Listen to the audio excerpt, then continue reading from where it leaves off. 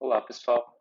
Hoje nós vamos tratar do sistema de coordenadas cilíndrico e do sistema de coordenadas esférico. Até o momento na nossa unidade de cálculo vetorial, nós apresentamos todas as quantidades vetoriais interessantes, né? O vetor posição, o vetor deslocamento, todos os operadores diferenciais que a gente viu no último vídeo, todos eles foram escritos em coordenadas cartesianas. Mas a gente sabe que existem outros sistemas de coordenadas úteis dentro da física que nos auxiliam na resolução de problemas onde eu tenho um certo grau de simetria, por exemplo, cilíndrica ou esférica.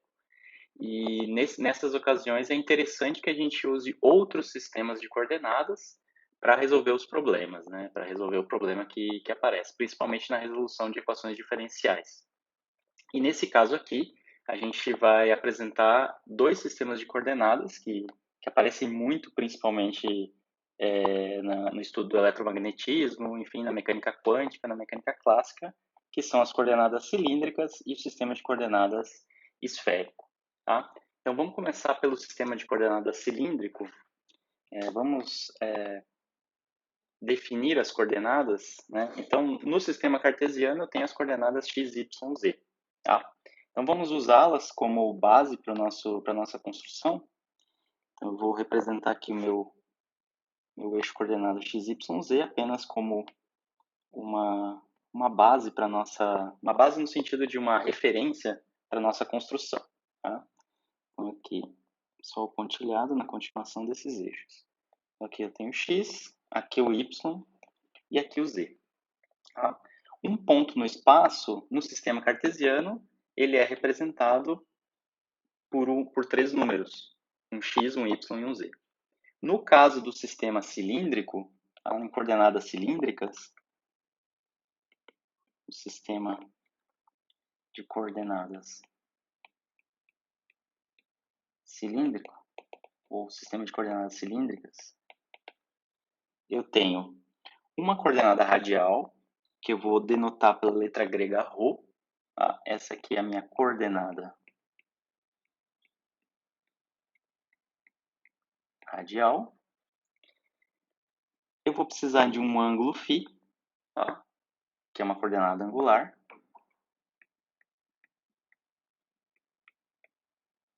Tá? Então, já tenho duas coordenadas aqui.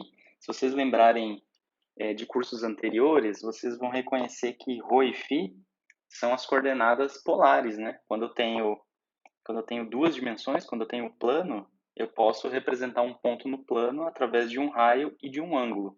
Então, essas duas coordenadas elas definem o sistema polar, né, que é um sistema bidimensional de coordenadas. Agora, no sistema cilíndrico, eu preciso denotar um ponto no espaço, então eu preciso de mais uma coordenada. Nesse caso, nesse sistema, a outra coordenada é a própria coordenada z, a própria coordenada cartesiana z. Então, essa aqui é uma coordenada cartesiana. Bom, e os domínios dessas três coordenadas? O ρ é uma coordenada radial, então ela tem domínio desde zero até mais infinito. Tá? Onde zero é a origem aqui do sistema de coordenadas, né? Essa origem aqui. Então, o ρ ele parte da origem até o infinito. Tá? O φ ele é uma coordenada angular e o domínio é de 0 a 2π. Tá? Então, o φ ele determina um círculo no plano xy. Tá? Ele determina um plano, é um círculo nesse plano xy. E a coordenada z, a coordenada z cartesiana, né? Então o domínio dela é desde menos infinito até mais infinito. Tá? Aqui, deixa eu corrigir aqui, corrigir esse domínio aqui, que ele é aberto. Tá? Então z pertence de menos infinito a mais infinito, tá? Como é o domínio da coordenada z no sistema cartesiano, né? Ela vai desde menos infinito até mais infinito. O ρ vai de zero até o infinito e o φ define esse círculo no plano xy. Tá? Então, a gente pode tentar, a partir do sistema polar, né, a partir dessas coordenadas, entender geometricamente como é o sistema cilíndrico. Então, deixa eu Então, vamos considerar o sistema polar, né, de início. Então, se eu tenho meus eixos coordenados aqui, eu vou desenhar novamente os eixos x, y, z. Tá? Vamos fazer aqui x, aqui embaixo x, y e z. Então, se eu estou no plano xy, eu posso usar as coordenadas ρ e φ, o meu raio e o meu ângulo, para definir um ponto nessa superfície, né, nesse plano. Então, eu tenho aqui um círculo definido, né, nesse plano xy. Então, qualquer ponto aqui, eu posso determinar ele por uma distância radial ρ, né, e por um valor de ângulo φ. Então, esse pontinho que está aqui no plano, ele está definido por um ρ e por um φ. Tá? Esse é o sistema polar que a gente já conhece lá do nosso estudo de movimentos no plano. Tá? Mas o sistema cilíndrico ele é um sistema tridimensional. Eu preciso agora tentar mapear pontos em 3 dimensões. Então, eu preciso de uma coordenada a mais. E essa coordenada a mais, como a gente falou aqui em cima, é a coordenada z cartesiana, que ela varia desde menos infinito até mais infinito. Então, ela vem desde aqui de baixo até lá para cima. Então, eu vou ter, para cada z, eu vou ter um círculo desses, né? Eu vou ter um círculo como esse, né, para cada valor de z. Então, é como se eu tivesse infinitos círculos empilhados que formam uma superfície cilíndrica. Tá? Então, a gente pode tentar fazer um desenho aqui, tá? E representar um cilindro, uma superfície cilíndrica, a partir desse nosso círculo no plano. Tá? Então, isso segue aqui para baixo, segue aqui para baixo. Aqui eu posso tentar desenhar um outro círculo. Está querendo fazer um outro círculo, assim e assim. Tá? Mais ou menos, está um pouquinho torto aqui em cima, mas a ideia é essa. Isso aqui se estende para mais infinito e menos infinito. Então, com a coordenada z agora, eu tenho como determinar um ponto, por exemplo, aqui. Né? Agora, um ponto em 3 dimensões. Para esse ponto em 3 dimensões, eu tenho um raio definido, né, que é essa distância desde o eixo z até esse ponto, essa é a distância radial. Tá? Esse é o meu ρ. Tá? Eu vou definir aonde ele está em relação a esse círculo no plano, então eu vou ter um φ definido. Tá? Esse ponto pode estar aqui, né? Pode estar aqui nessa posição, pode estar mais aqui. E quem vai dizer isso é o ângulo φ. Né? Para um dado ρ, para um ρ fixo, o φ vai variar desde 0 até 2π. Então, ele vai me dizer onde esse ponto está em relação a esse plano XY. Né? Então, eu preciso do φ também para determinar esse ponto. Mais ainda, né? Eu preciso do z, eu preciso da altura, o quanto esse ponto está longe do plano XY. Então, eu preciso de mais uma coordenada, que é a coordenada z. Tá? Então, um ponto no espaço, qualquer ponto no espaço tridimensional, agora eu posso denotar por esses 3 números, que é a minha escolha do sistema de coordenadas, né? O sistema de coordenadas cilíndrico. Se fosse um sistema cartesiano, seria x, y, z. E se fosse o esférico, que a gente vai ver daqui a pouco, seria um raio, um ângulo e outro ângulo. Tá? A gente vai ver que o sistema esférico ele precisa de 2 ângulos para ser definido. Tá? Agora, para construir as quantidades, como por exemplo o vetor posição em coordenadas cilíndricas, a base de vetores, a base unitária de vetores em coordenadas cilíndricas, como é que a gente vai fazer isso? A gente vai partir daquilo que a gente já sabe, que são essas quantidades descritas no sistema cartesiano. Então, primeiro, a gente vai fazer o seguinte, a gente vai partir, vai relacionar as coordenadas cartesianas com as coordenadas cilíndricas. Então, a primeira coisa que a gente precisa é a relação entre o meu sistema cartesiano, que eu já sei trabalhar, que eu já tenho as expressões escritas, e o sistema o ρ, φ e z, que é o meu sistema cilíndrico. Tá? Então, se a gente olhar para a geometria dessa figura, isso não é difícil de construir. Vocês já devem ter visto em outros cursos. a gente pode encontrar a relação entre x, y, z e ρ, φ, z. Tá? O x ele vai ser ρ seno de φ. Tá? Se você olhar para esse círculo no plano, você consegue essa expressão. Mais do que isso, você consegue também que y é igual a ρ cosseno de φ. Tá? Vocês estão vendo aqui que eu tenho o meu x como uma função de duas variáveis. O meu x depende tanto de ρ quanto de φ. O meu y depende de ρ e de φ. E o meu z, ele é simplesmente ele mesmo. É a mesma coordenada. Tá? Então, aqui eu tenho três equações que relacionam as coordenadas cartesianas com as coordenadas cilíndricas. Tá? Então, isso aqui é uma transformação que leva, a gente pode escrever assim, que me leva ρ, φ e z nas coordenadas x, y, z. Né? Se eu sei quanto vale φ, eu coloco aqui. Eu sei quanto vale ρ, eu substituo aqui. Da mesma forma aqui, eu sei quanto vale z, eu substituo aqui. Então, aí eu tenho as três coordenadas cartesianas determinadas a partir das minhas coordenadas cilíndricas, tá? Muito bem, então vamos começar com o vetor posição. Como é que fica o vetor posição em coordenadas cilíndricas, né? Usando a mesma estratégia, né? Eu vou partir das coordenadas cartesianas para obter a expressão desse vetor em coordenadas cilíndricas. Então, o vetor posição em coordenadas cartesianas é o vetor R, que é dado em termos das suas coordenadas como um x, x chapéu, mais um y, y chapéu, mais um z, z chapéu. Tá? É a expressão do vetor posição em coordenadas cartesianas. Como é que eu passo para coordenadas cilíndricas? Né? Eu já sei quanto vale x, se a gente olhar aqui em cima, quanto vale x em termos de ρ e φ, eu sei quanto vale y em termos de ρ e φ, e sei quanto vale z em termos de z, que é ele próprio. Então, basta substituir essas expressões aqui na expressão para o vetor posição. Então, isso vai ficar igual a ρ cosseno de φ, né? X chapéu, mais ρ seno de φ,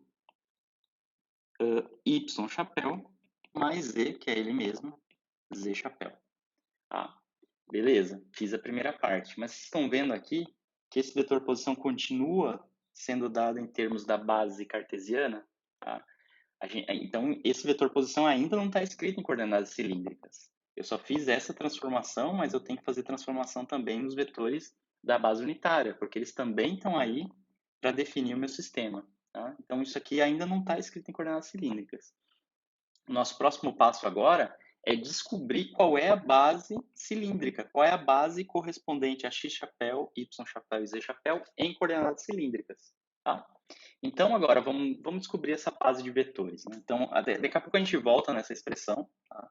Primeiro, agora, a gente vai descobrir qual é a base de vetores que eu tenho em coordenadas cilíndricas e qual a sua relação com a base ortonormal em coordenadas cartesianas, tá? Então, vamos denotar a nossa base de vetores da seguinte maneira. Eu vou denotar os três vetores na base cilíndrica da seguinte forma. Eu vou ter um E, ρ, um E, φ e um E, z. Esses vetores ainda não estão normalizados, mas eu vou usá-los para definir uma base ortonormal. Esse vetor ρ é um vetor que aponta na direção que R cresce. Esse vetor Φ, ele aponta na direção que Φ cresce, e esse vetor Ez aponta na direção em que Z cresce. Tá?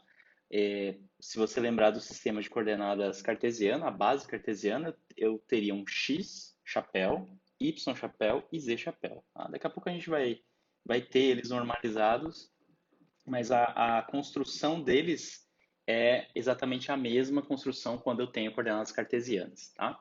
Então, vamos encontrar a expressão para cada um desses vetores. O ρ vai ser a taxa de variação de R em relação a ρ. Tá? O R está escrito aqui em cima, então basta a gente tomar a derivada dessa expressão em relação a ρ e ver o que a gente obtém como resultado. Então, o primeiro termo vai sobrar só o cosseno de φ, x chapéu mais seno de φ y chapéu. Esse outro termo, o termo em z dá zero, porque ele não contém ρ. Tá? Agora, o Eφ. O Eφ vai ser a derivada de R do vetor posição em relação a φ.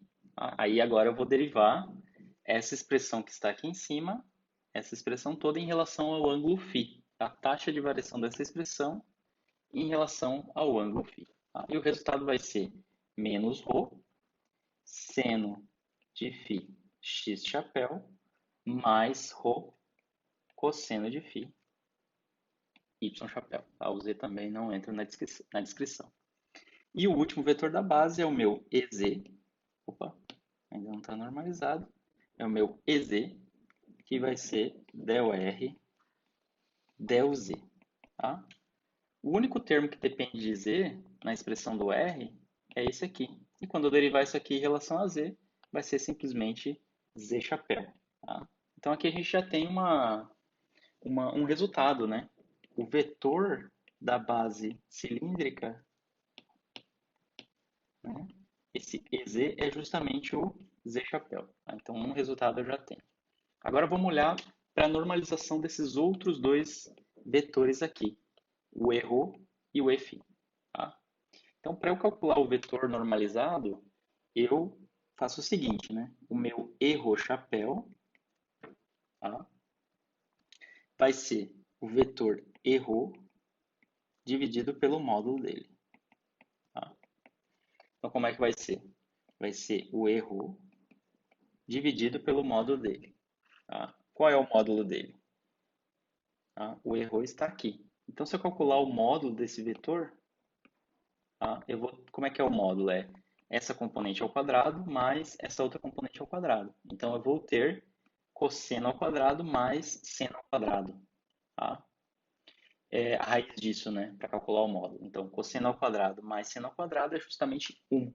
Então, o que vem aqui embaixo é o número 1. Tá? Então, simplesmente, a minha base, o meu vetor da base erro normalizado é simplesmente o erro. Tá? Então, portanto, eu posso escrever o erro normalizado como sendo o cosseno de φ e mais seno de φ. Opa, deixa eu usar o x chapéu mais seno de φ y chapéu. Tá? É um outro resultado. Tá? Esses foram fáceis, né? Deu tudo bem certinho. Tá? O módulo do erro é justamente 1, né? É a unidade. Agora vamos para o último vetor da base, que é o E, que é o meu Eφ chapéu. Tá? Isso aqui vai ser o vetor Eφ dividido pelo módulo de Eφ. Tá? Primeiro, qual é o módulo de Eφ? Eφ vai ser igual. Vamos lá, as componentes de φ. As componentes de Eφ. Então, é esse cara ao quadrado mais esse outro ao quadrado. Então, isso aqui vai ficar ρ ao quadrado, seno ao quadrado de φ, mais ρ ao quadrado, cosseno ao quadrado de φ. Isso elevado ao meio, né? Está na raiz. Eu tiro o ρ ao quadrado em evidência e tiro da raiz. Isso vai ficar ρ vezes seno ao quadrado de φ mais cosseno ao quadrado de φ no meio. Tá? Seno ao quadrado mais cosseno ao quadrado continua sendo 1, então isso aqui é simplesmente ρ. Tá? Então tá? O módulo do vetor Eφ é justamente ρ. Então como é que fica o meu vetor normalizado? Né? Vai ficar Eφ igual a 1 sobre ρ vezes o próprio vetor Eφ. Tá? Explicitamente, esse Eφ vai ser igual a 1 sobre ρ vezes menos ρ seno de φ x chapéu mais ρ cosseno de φ y chapéu. Tá? Então, passo o ρ multiplicando, vai ficar menos seno de φ x chapéu mais cosseno de φ y chapéu. Tá? Então, esse aqui é o meu Eφ, o meu vetor da base normalizado. Tá? E só para completar aqui, só para deixar claro, o EZ é o próprio Z chapéu. Tá? Então, resumindo, vamos escrever aqui todos eles. O meu erro normalizado é justamente cosseno de φ x chapéu mais seno de φ y chapéu.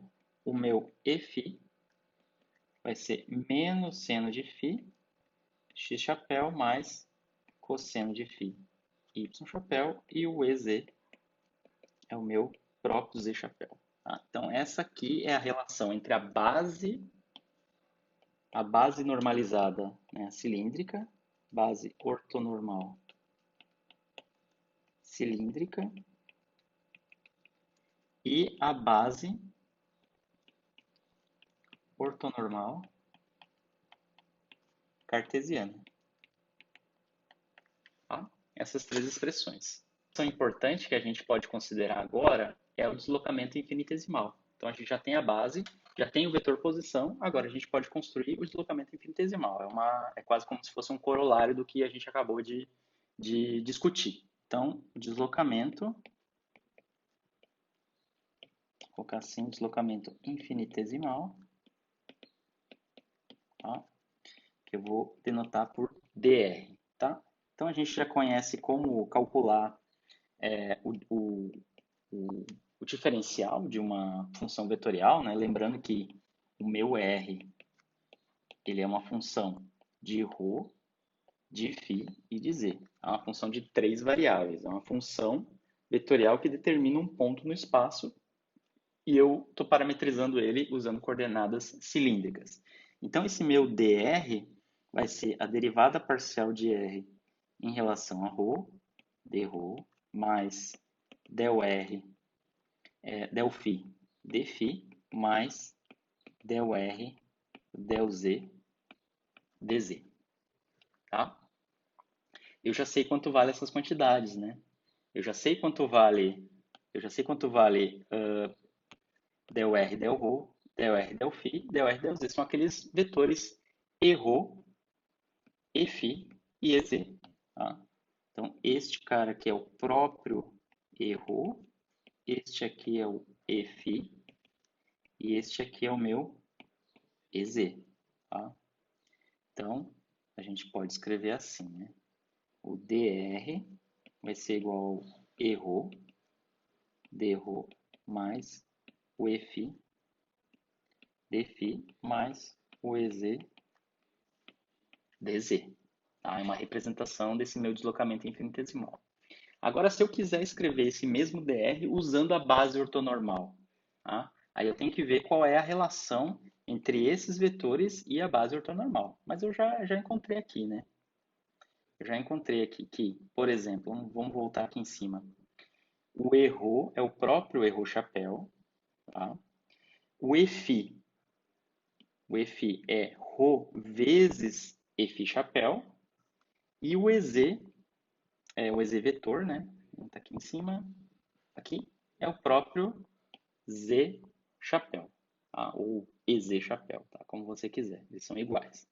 Então, como é que vai ficar essa expressão usando aquelas relações lá de cima? O ρ é o próprio ρ chapéu, dρ, mais, aqui eu tenho que levar em conta o ρ, Eφ chapéu, dφ, e aqui é simplesmente o EZ chapéu, dz. Tá? Então, esse é o meu vetor de deslocamento infinitesimal em coordenadas cilíndricas. Só para lembrar como é que era o vetor de deslocamento infinitesimal em coordenadas cartesianas, né? A gente tinha dr igual a um x chapéu dx mais y chapéu dy mais z chapéu dz. Tá? Então, aqui eu não tenho muitas diferenças. Esses dois termos a estrutura deles é a mesma. Esses outros dois também, a estrutura é a mesma, só aqui que eu tenho uma diferença, né? Eu tenho um fator aqui que aparece multiplicando o Eφ. Quer dizer, essa componente desse meu vetor dr, ela vai depender não só do ângulo, né? Não só do diferencial no ângulo, mas ela vai depender também do raio. A diferença do que eu tenho aqui, né? Nesse elemento aqui do meu vetor dr, esse elemento aqui só depende de x, esse de y e esse de z. Mas aqui não.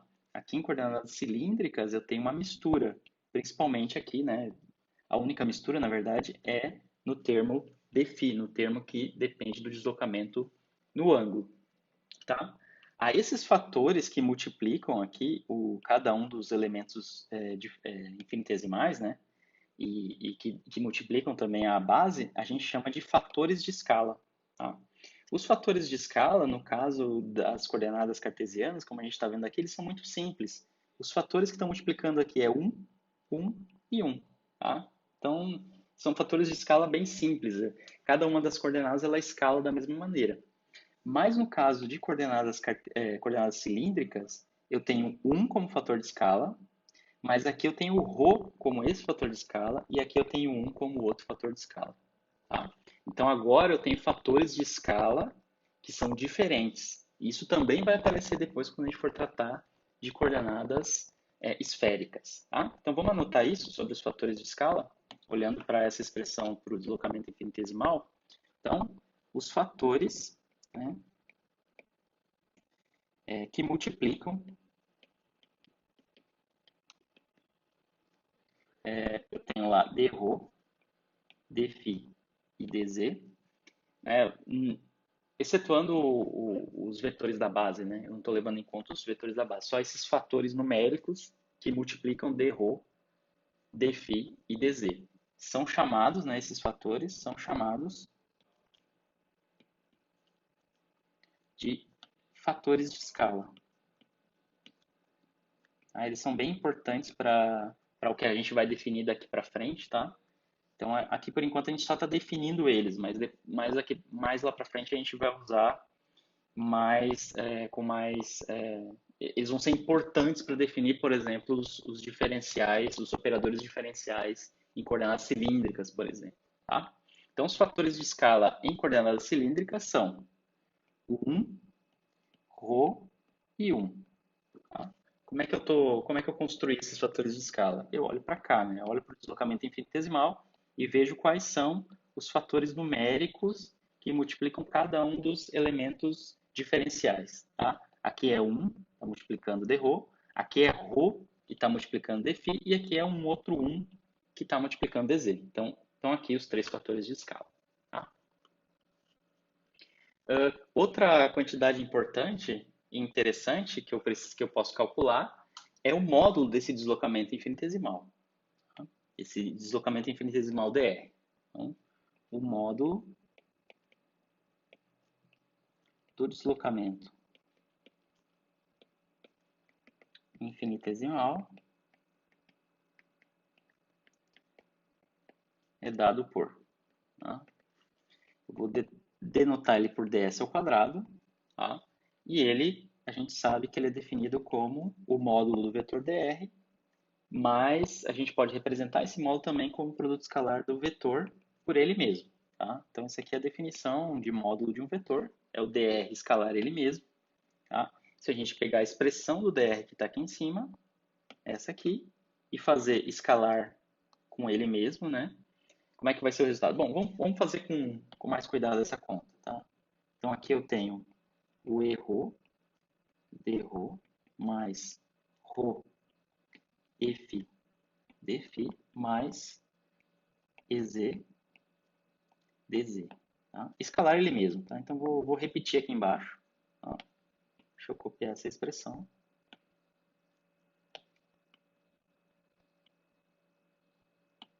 Tá?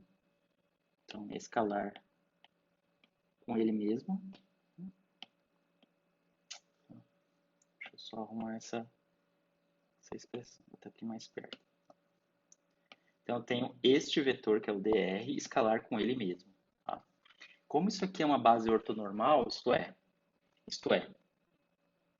o vetor ρ é perpendicular a F e a EZ, significa que o único termo desse produto escalar que vai sobreviver é esse escalar esse. Da mesma forma, esse escalar esse vai sobreviver e esse escalar esse vai dar diferente de zero também. Então, isso aqui vai ser igual a dρ ao quadrado, tá? Essa primeira multiplicação.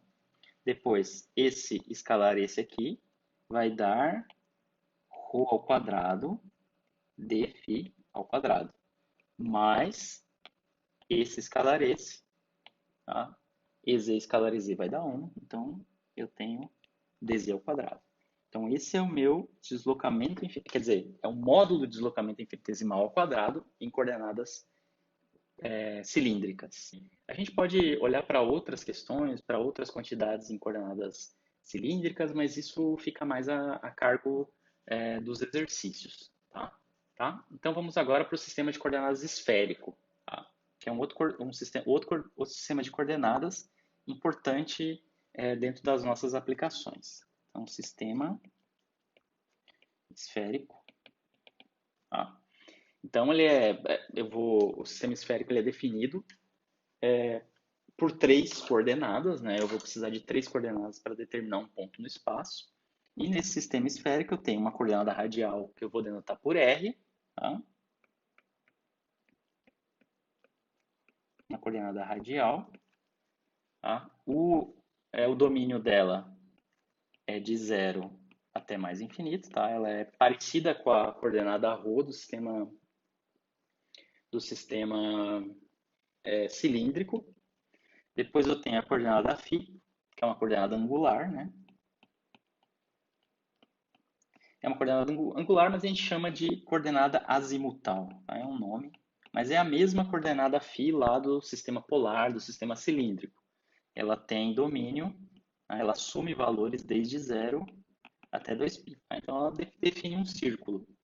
E eu tenho a coordenada θ, que é a coordenada, também uma coordenada angular, mas a gente chama de coordenada polar, tá?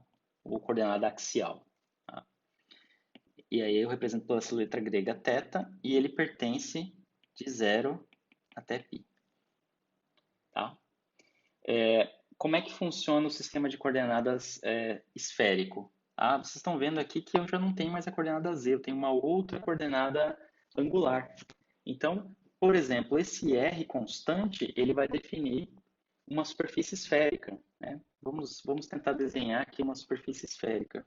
Eu tenho aqui um círculo, e aí eu vou desenhar um outro círculo interno aqui. Não ficou muito bom. Deixa eu tentar novamente.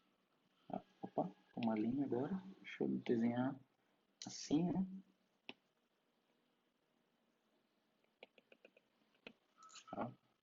Então, tem uma superfície esférica definida por esse R igual a constante. Muito bem. Então, o R define qualquer ponto nessa superfície esférica. Mas eu não quero qualquer ponto, eu quero um ponto específico nessa superfície. E aí, como eu determino? Se eu usar esse ângulo φ, esse ângulo φ, como ele é definido desde 0 até 2π, ele define esses círculos aqui. Tá? Esses círculos aqui. Ele vai definindo esses círculos. Tá? Então, o ângulo φ, ele vai me dando a posição em um paralelo. Tá? Se você lembrar das aulas de geografia, esse ângulo φ ele vai de 0 a 2π, ele vai me determinar uma posição nesse círculo aqui. Tá? Em um desses círculos, dependendo da altura que eu tiver em relação à origem. Tá? Mas isso não é o suficiente, porque primeiro o R me dá que eu estou nessa superfície esférica. Aí o φ vai me dizer que eu estou em algum ponto desse círculo. Mas para determinar o ponto específico, eu preciso agora da coordenada polar θ, que vai me dar a posição no meridiano. Tá? Então, a coordenada θ, à medida que ela varia, ela vai definindo os meridianos. Tá? Por exemplo, esse aqui. Ela vai de 0 até π. Tá?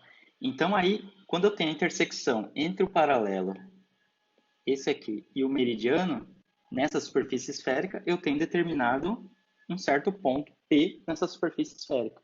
Tá? E eu posso fazer essa construção para qualquer outro ponto dessa superfície.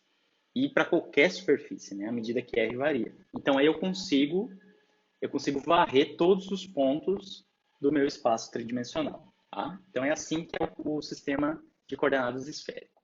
tá? Eu não vou fazer essa conta agora, mas é possível vocês mostrarem a relação entre as coordenadas cartesianas e as coordenadas esféricas, da mesma forma que a gente fez a relação entre coordenadas cilíndricas e coordenadas cartesianas, tá? Então, a relação entre x, y e z e r, θ e φ, eu posso escrever da seguinte maneira: x igual a r seno φ cosseno φ, y igual a r seno θ. Opa, coloquei φ aqui em cima, né? Deixa eu apagar. Então aqui é seno θ, tá? Aqui é seno θ aqui embaixo também. E depois eu tenho vezes seno φ. Bom, esse é o y. Agora o z é r cosseno φ. Tá? Então essa é a relação entre coordenadas cartesianas e coordenadas esféricas. Bom, com essas relações a gente pode realizar o mesmo trabalho que a gente realizou no caso das coordenadas cilíndricas, né, e obter o vetor posição em coordenadas esféricas, os vetores da base, o módulo do vetor posição, do dr, né, do deslocamento infinitesimal. Tá? Então, vamos seguir então dessa mesma maneira para completar a discussão. Então, a gente parte, para definir o vetor posição, a gente parte do vetor posição escrito em coordenadas cartesianas, mais uma vez, como a gente fez antes, quando a gente estava trabalhando nas coordenadas cilíndricas. Então, aqui, em vez de, no lugar de x, y e z, né, eu vou escrever essas relações que vão estar em termos de r, θ e φ. Tá? Como é que fica isso? Bom, simplesmente a gente substitui. R vai ser igual a R seno θ cosseno φ, x chapéu, mais R seno θ seno φ, y chapéu, mais R cosseno θ z chapéu. Tá? A partir disso, a gente pode formar a base de vetores em coordenadas esféricas. Tá? Então, eu vou ter um vetor ER, tá? Que é um vetor da base que aponta na direção em que R aumenta. Tá? E ele é descrito, ele pode ser obtido a partir de del R. Tá? Aqui tem que tomar um cuidado com essa notação, ela pode confundir. Esse R aqui é um vetor posição, que agora eu estou escrevendo em coordenadas esféricas, né? Tentando escrever ele em coordenadas esféricas. Esse R é um vetor posição que, a princípio, ele pode ser escrito em qualquer sistema de coordenadas. Mas esse Rzinho que está aqui embaixo é o R radial de coordenadas esféricas. Eles não são a mesma coisa. Tá? Então, a derivada desse vetor posição R em relação à coordenada radial R vai ser simplesmente seno de θ cosseno de φ para a primeira componente, tá? Derivei em relação a R, mais seno θ, seno φ, y chapéu, mais cosseno θ, z chapéu. Tá? Essa é a expressão para esse vetor, agora ER em coordenadas cilíndricas. Tá? A relação dele com, coordenadas esféricas. Essa é a relação dele em termos dos vetores da base cartesiana, x chapéu, y chapéu, z chapéu. Tá? Novamente, eu posso fazer eu posso realizar o mesmo processo de, a partir desse vetor ER, obter o vetor normalizado. O vetor normalizado é o ER chapéu, vai ser ER vetor dividido pelo seu módulo. Tá? Onde o módulo desse vetor vai ser seno quadrado cosseno ao quadrado de φ mais seno ao quadrado de θ, seno ao quadrado de φ mais cosseno ao quadrado de θ. As suas componentes ao quadrado. Isso aqui elevado a 1/2, né? Isso aqui na raiz. Então, esse módulo, né? Esse módulo de ER vai ser, Ó, tem que observar o seguinte, eu tenho seno ao quadrado aqui e seno ao quadrado aqui. Então, seno ao quadrado de θ aqui, seno ao quadrado de θ aqui. Se eu colocar seno ao quadrado de θ em evidência, vai sobrar cosseno ao quadrado de φ mais seno ao quadrado de φ. E isso é igual a 1. Então, no fim, sobra seno ao quadrado de θ mais esse outro cosseno de θ que estava aqui, esse cosseno ao quadrado que estava aqui. Então, fica cosseno ao quadrado de θ, isso aqui na raiz. E isso aqui, de novo, é igual a 1. Tá? Então, novamente, o módulo do meu vetor ER é igual a 1 e, portanto, o ER normalizado é o próprio vetor ER. Tá? Então, o meu vetor normalizado da base, na direção em que R cresce, é o próprio vetor ER que eu obtive aqui em cima. Tá? Então, esse é o nosso primeiro resultado. Muito bem. Agora para as outras direções. Tá? Então, a gente faz de maneira análoga. Φ vai ser igual a del R, del φ. Tá? Isso aqui vai ser menos R, seno θ, seno φ, x chapéu, mais R, seno θ, cosseno φ,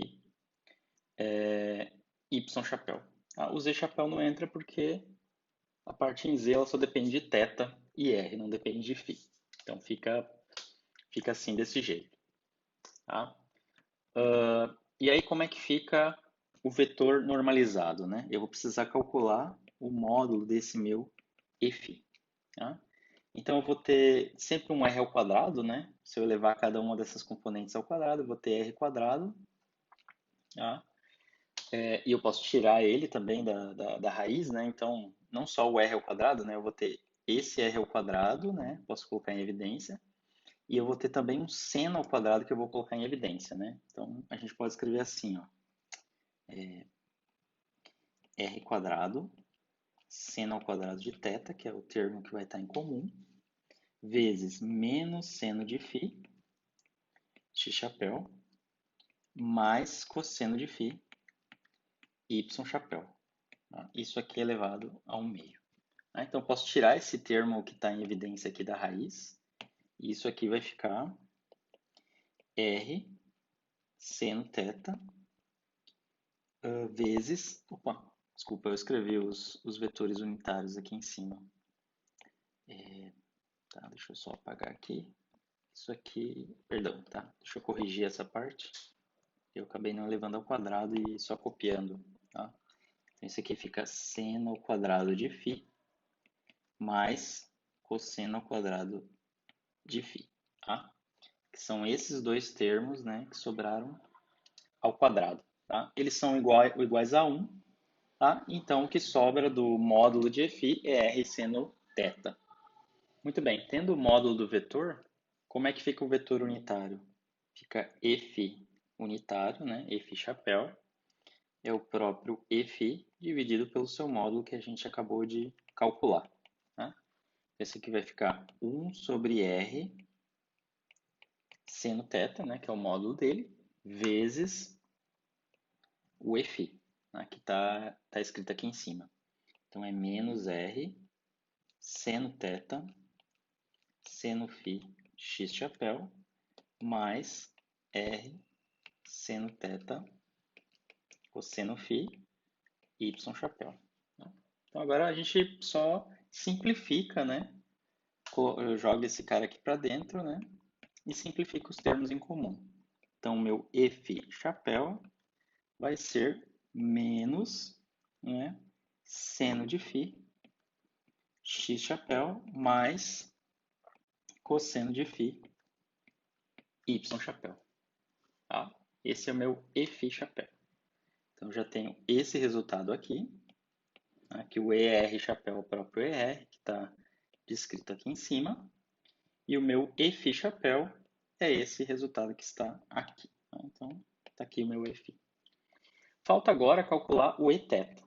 Tá? Então, o Eθ tá? Ele vai ser del R, del θ. Tá? Então, basta a gente calcular as derivadas.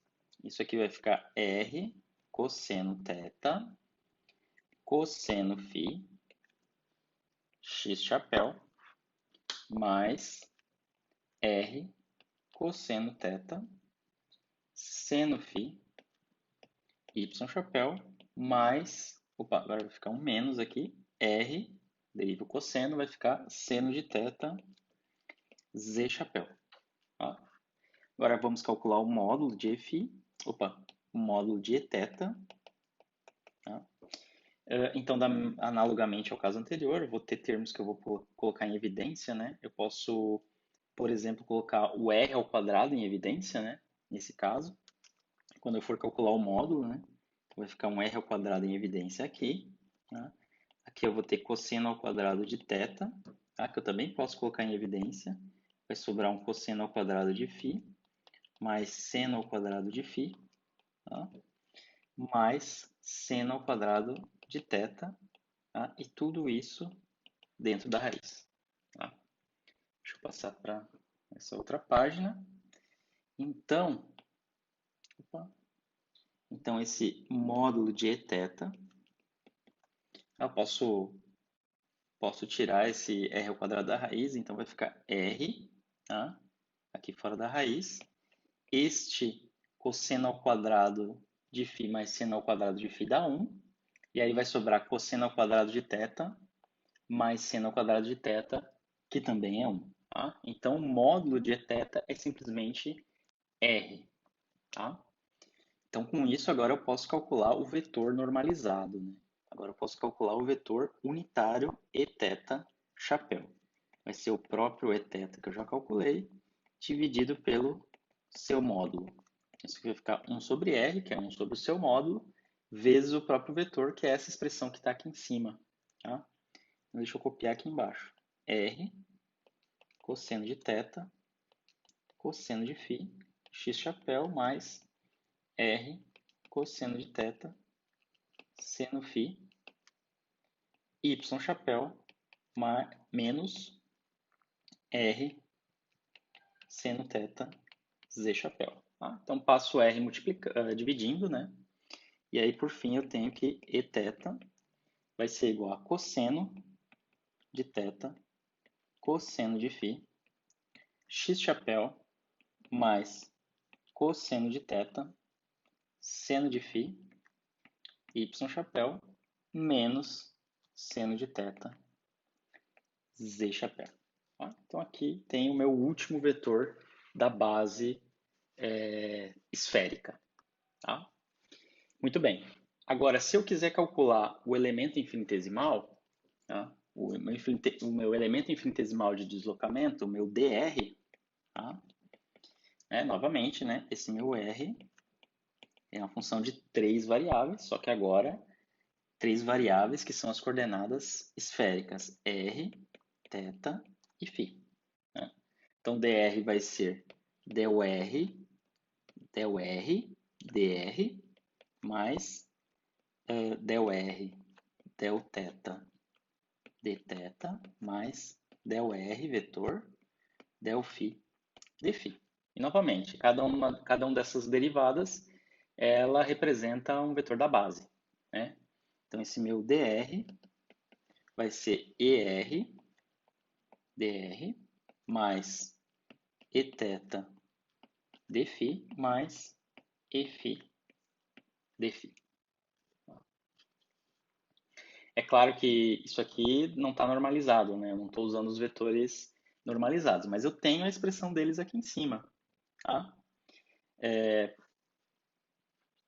Eu sei que, por exemplo, se eu olhar para essa expressão, eu tenho que o meu vetor eθ é o módulo do eθ vezes o vetor normalizado. Então, isso aqui esse eθ vetor é R, né, vezes o meu eθ chapéu.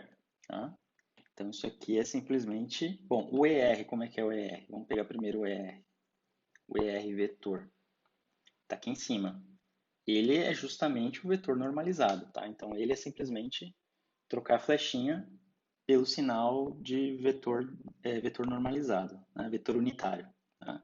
Então, isso aqui é um E, R chapéu dr, mais... Agora, o Eθ, ele é R vezes Eθ chapéu. Então, isso aqui fica R Eθ chapéu dθ, mais R seno de θ e φ dφ. Tá? Por que que virou isso aqui? Porque o Eφ vetor é R seno de θ vezes Eφ unitário. Tá?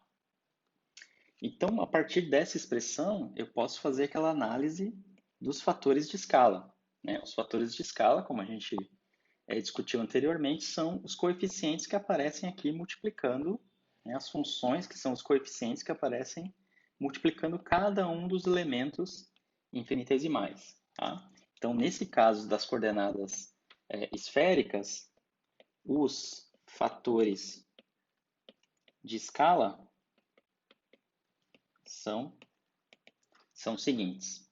Tá? Para a coordenada radial é 1, para a coordenada angular θ é R, e para a coordenada angular φ é R seno ao quadrado de θ. Tá? Esses são os fatores de escala em coordenadas esféricas.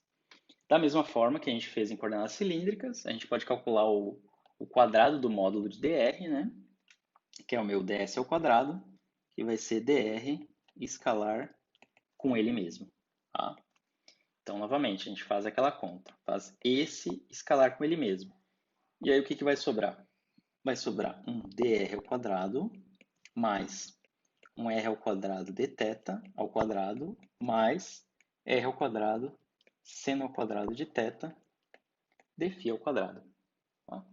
Então, esse é o deslocamento, é o módulo do deslocamento infinitesimal em coordenadas esféricas. Tá? Então, vocês estão vendo, a gente fez um trabalho aqui considerando dois sistemas de coordenadas. Né? Se a gente soma mais o sistema polar e mais o sistema cartesiano, a gente já tem aí 4 sistemas de coordenadas em que a gente sabe realizar todas as operações básicas, calcular distâncias, calcular os vetores da base, calcular módulos de deslocamentos, né, que são quantidades fundamentais para a construção de operadores diferenciais. Mas aí vem a questão, e se eu tiver um outro sistema de coordenadas, eu vou precisar fazer todo esse trabalho? A princípio, sim. Você poderia pegar esse novo sistema de coordenadas que você inventou, que você descobriu, e aí você faz todo esse trabalho para achar os vetores da base, para construir as quantidades importantes. Mas existe, claro, uma generalização para esse processo todo que a gente descreveu nessa explicação, nesse vídeo. Eu posso considerar um sistema geral, um sistema qualquer de coordenadas e definir essas quantidades. Tá? Então, para que a gente não precise toda vez ter que fazer todas essas contas para descobrir quanto vale o ds ao quadrado, por exemplo, num certo sistema de coordenadas, a gente pode agora generalizar toda essa discussão que a gente fez aqui para esses dois sistemas para qualquer sistema de coordenadas. Esse qualquer sistema de coordenadas é chamado de sistema de coordenadas curvilíneo, tá? Que é o que a gente vai ver na sequência desse curso. Tá? Então, vou parar por aqui. Tá? Essas são o que eu queria comentar sobre esses dois sistemas de coordenadas, essas expressões básicas, né? Principalmente os fatores de escala, que vocês estão vendo que é o que muda de um sistema de coordenadas para outro. Né? Se você comparar o que... Até agora eu percebi aqui não tem quadrado, né? Deixa eu apagar esse quadrado. Não é o quadrado, né? É R seno θ. Enfim, esses fatores de escala, eles têm um papel muito importante, principalmente quando a gente for escrever o divergente, o gradiente rotacional nesses sistemas de coordenadas. A gente vai ver que eles que vão carregar a marca de cada um dos sistemas de coordenadas, tá? Se eu quiser um sistema cilíndrico, tem esses fatores de escala. Se eu quero um sistema esférico, são esses fatores de escala que estão aqui. Se é o sistema cartesiano, vai ser o fator de escala unitário, né? Vai ser 1, 1, 1. É o mais simples de todos. Mas essas funções, esses coeficientes, é o que carregam a marca do sistema de coordenadas e é eles que vão nos permitir fazer uma generalização para as coordenadas curvilíneas, tá bom? Então, vou ficar por aqui. Obrigado. Tchau, tchau.